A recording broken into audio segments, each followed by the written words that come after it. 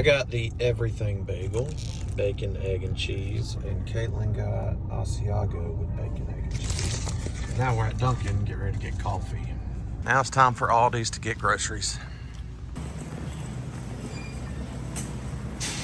All right, done with all that, and I'm back out in my shop, and this is something that I need to do that I've been putting off for quite some time, and that is changing out this router to be raised up more. And let me show you what I'm talking about.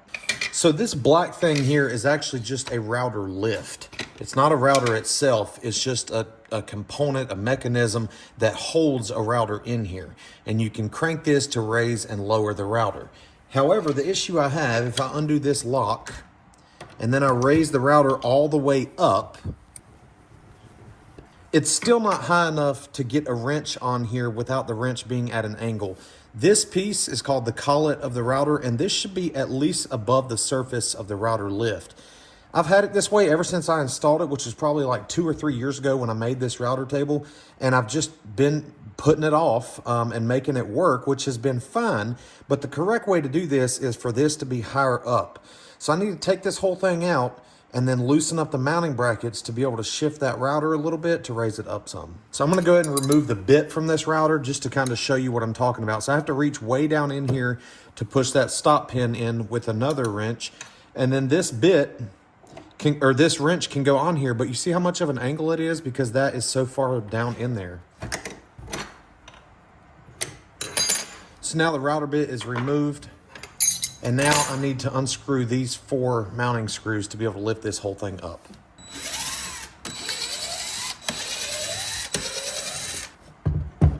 Okay, so now you can kind of see how it's just a router that's mounted in this bracket. It's not on one solid unit. And now there's 4 mounting brackets like this that I need to, I believe, loosen this screw, and that will allow me to move this up and down. So there's 1 here, here, and then 2 on this side. And it looks like they take a hex screw, so I need that sort of drill bit that I can chuck up in my drill.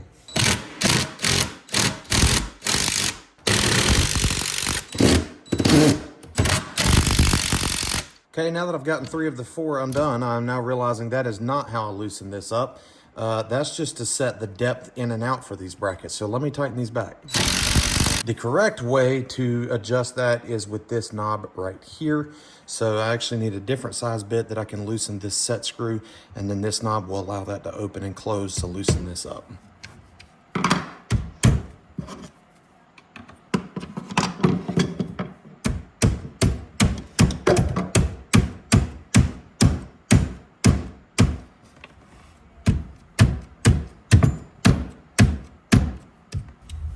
Okay, so I think that's good. See how that's sticking out past that plate? So I'm gonna mount it back right there.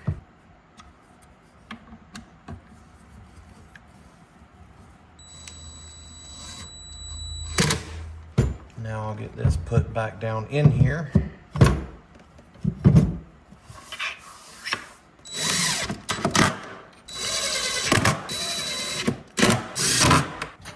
And now, when I install this bit, the wrench is on top and I can freely spin it like this. Reset my bit height here. This is a little hard to turn because all that dust that has collected down in there. So I think I need to clean that out first. So this is pretty dusty in here. You see how much the dust is piled up. So I think the first thing is to vacuum out and clean that out a little bit.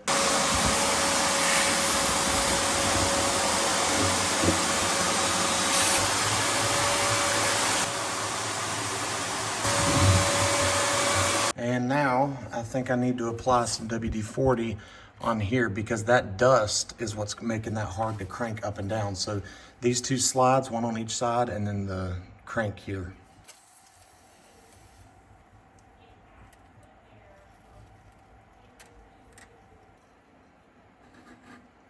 So now this is still probably going to be hard to crank, but eventually once all that stuff gets worked in, it should be much easier.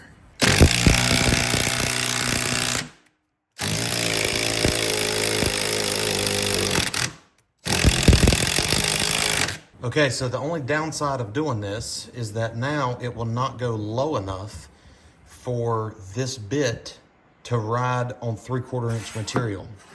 You see how the bearing is now higher than 3/4 inch material.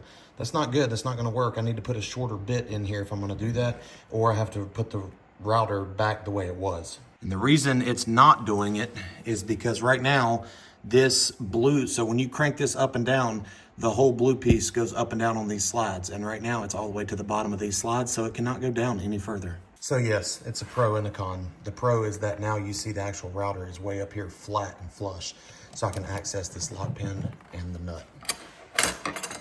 And of course the con is that I cannot use a bit this long in here the way it's set up. Luckily, however, I have this exact same bit in a 1/4 inch that's much shorter. So I just need to put a collet in, a collet spacer there, and then put this in,